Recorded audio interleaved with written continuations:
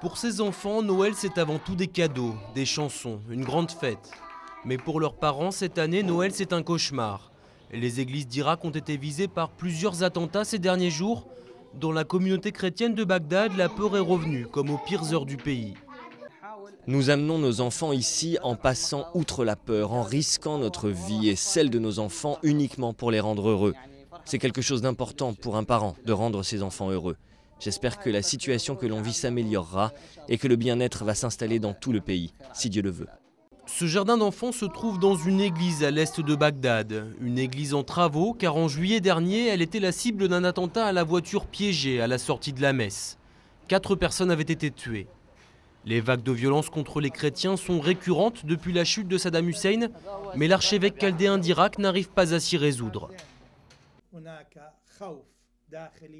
On ne peut pas s'empêcher d'avoir peur intérieurement lorsqu'on entend, même si on ne le croit pas, qu'il y a des menaces contre les églises.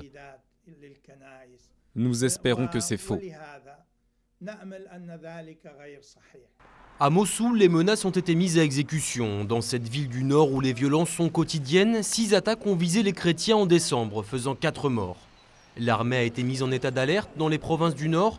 Les accès aux églises sont sécurisés, les rues sont bloquées. Pour aller prier, il faut passer des checkpoints. Il y a des gens qui ne supportent pas de vivre dans la situation actuelle. Alors ils envisagent de partir ailleurs pour être plus en sécurité. Moi, je serai toujours là. J'ai toujours dit que le dernier chrétien à quitter l'Irak, ce serait moi. L'exode des chrétiens continue en Irak. Ils étaient 800 000 avant l'invasion américaine. Leur nombre serait aujourd'hui inférieur à 550 000.